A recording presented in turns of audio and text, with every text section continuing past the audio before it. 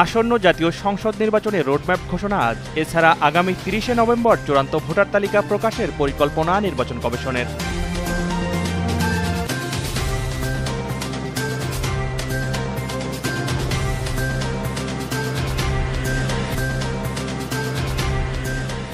আজ দেশের সকল প্রকৌশল বিশ্ববিদ্যালয়ে কমপ্লিট শাটডাউন কর্মসূচি ঘোষণা প্রকৌশল শিক্ষার্থীদের। জনদুর্ভোগ এড়াতে শাহবাগ অবরোধ না করার সিদ্ধান্ত নিয়েছে শিক্ষার্থীরা।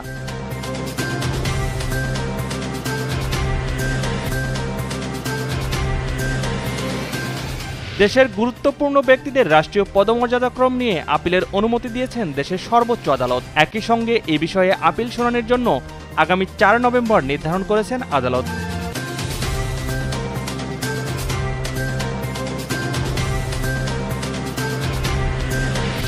জুলাই অভ্যুত্থানের প্রথম শহীদ আবু সাঈদ হত্যা মামলার প্রথম দিনের সাক্ষ্য গ্রহণ শুরু। আন্তর্জাতিক অপরাধ ট্রাইব্যুনাল ২-এ এই সাক্ষ্য গ্রহণ শুরু হয়েছে।